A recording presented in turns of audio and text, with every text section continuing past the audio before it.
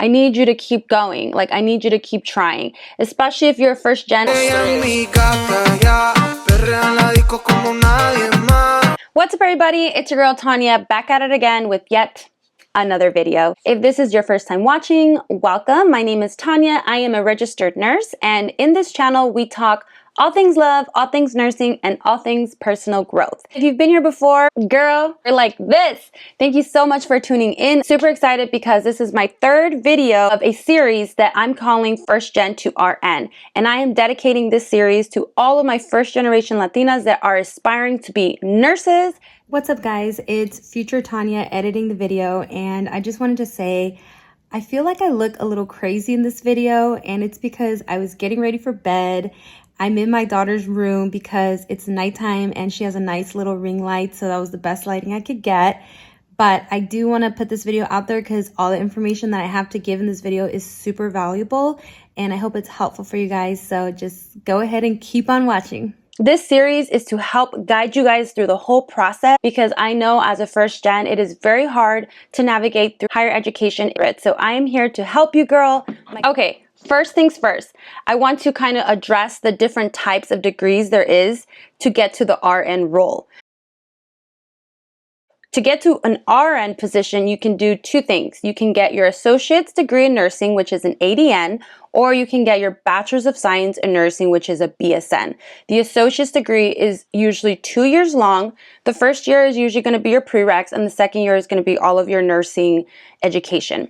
For a bachelor's degree, it usually takes about 4 years. So the first 2 years is prereqs, and the last 2 years is going to be your nursing education. You can also find a lot of accelerated programs for bachelor's degrees, which is 3 years.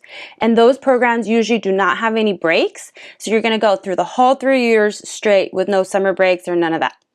So those are the different types of degrees. I will say I have worked with so many nurses that have their associate's degree, and they are amazing nurses. They know their shit. They're very knowledgeable. They are great nurses. So I'm not going to say that getting your associates is less than getting your bachelor's, or getting your bachelor's is better. It's basically just two different routes. I will say the difference is that if you get a bachelor's degree, you have a chance to climb the ladder, such as if you want to work any management positions. Also, there is a lot of hospitals that only hire BSN nurses, and those hospitals are usually magnet hospitals. Hello, it's Editing Tanya again. I did also want to mention that there is a lot of people that get their ADN first to start working in the work field faster, and then have their employer pay for their BSN, which is actually not too bad because it's all online. There's a bridge from ADN to BSN, and they have it paid for, and they get to start working even sooner. So I just wanted to mention that route because that's a route that a lot of people take, and it's actually pretty smart if you're okay with still being in school while you're working as a nurse. So those are the two routes. Me personally, I got my BSN right off the bat. It was pretty expensive, but that's the route that I chose. Thankfully, I got the BSN and I don't have to go back to school for it while I'm working. So it really depends on your lifestyle, what you're able to do. A lot of people don't want to do the 4 years straight off the bat. A lot of people just want to get through it. Another thing that I have noticed about associate degree programs is that they usually tend to have a long wait list, because a lot of people are thinking of doing what I just said, like getting their degree and then getting their BSN later. So you might have to get on a wait list. It might be a little bit more competitive to get into associate degree programs. I live in Las Vegas, and we have a community college that's CSN, and they offer an associate's degree program. But when I looked into it, it was a really long wait list, and I just didn't want to do that. I didn't want to wait. So I personally went to Nightingale College, which is an online nursing program. I've talked about it in other videos, and it's a BSN program. So I chose that route because it was easier for me and my family at the time, because of the majority of the work is online and your clinicals are in person. It is a little challenging though, because you do have to teach yourself, but I took that route because it was better for me at that time. If you are at step 1 and you decided, I do want to become a nurse, what should I do? What I would suggest for you to do is to research all of the nursing programs in your city or places that are close by to you that you're willing to drive, and I would go to their website and look at their program and look and see what they require for their program, because every program is going to require something different.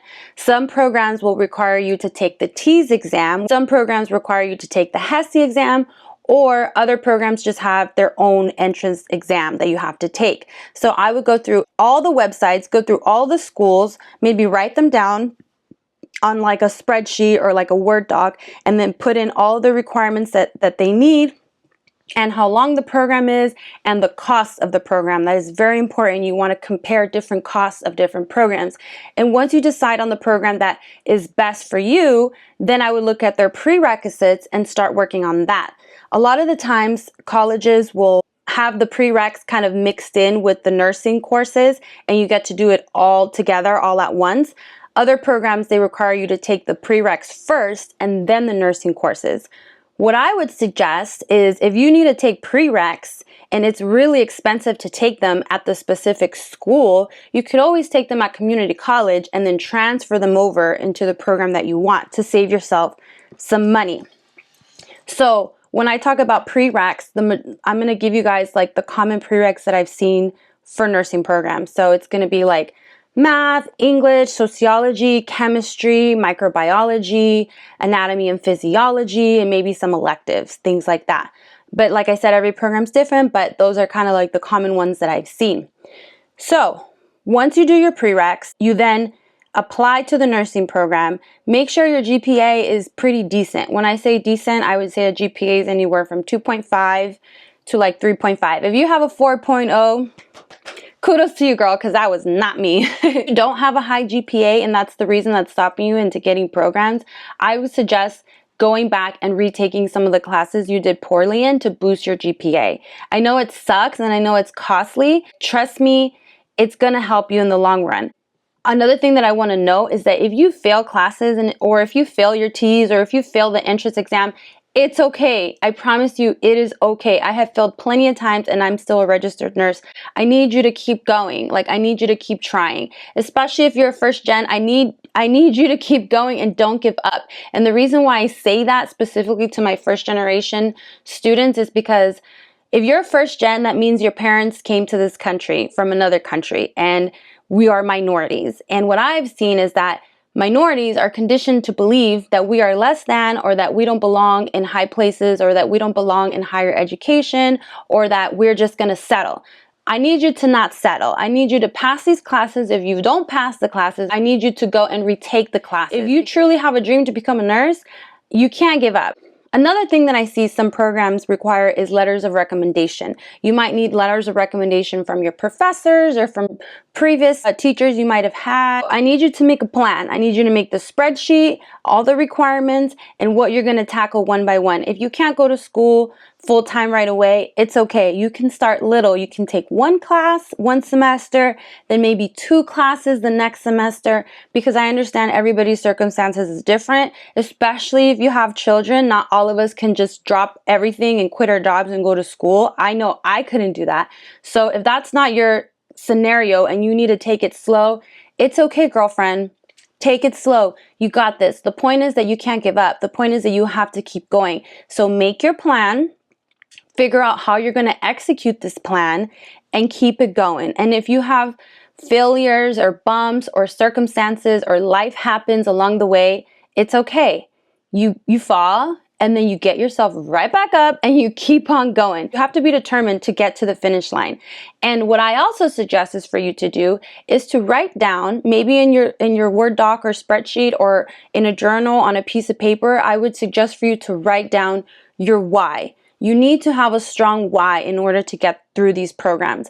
My why was always my children. I wanted to be an example for my children. I wanted my children to have a mom that was educated, and I wanted to break barriers. And I want my kids to be educated. I graduated with my bachelor's degree. My children will graduate with their bachelor's degree because my parents did not come to this country for nothing. So that was my why. I wrote it out specifically, and anytime I was struggling, anytime I felt like giving up, I would go back to my why. So you have to have a strong why. Wearing cute figs is not a strong why. Wearing cute scrubs and cute clothes to the hospital is not a strong why. You have to have something that is driving you and that is pushing you to get through this. If you need any help or encouragement, I'm happy to help you and encourage you. If you don't have support at home, I will help support you, girl, emotionally through the internet. If you guys have any other questions or you're curious about anything, I'm more than happy to answer any questions for you guys. I want to tell you guys that I